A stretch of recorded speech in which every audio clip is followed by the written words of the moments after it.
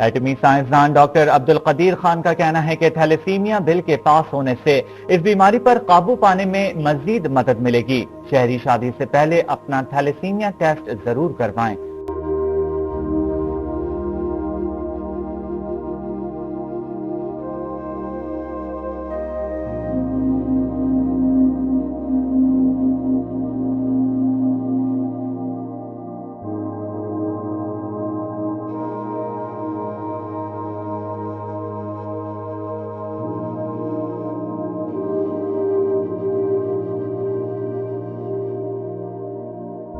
Civil society से, community से कि खुदारा आगे बढ़िए और अपना रोल प्ले करिए और आने वाले बच्चों को इस तकलीफ से बचाइए।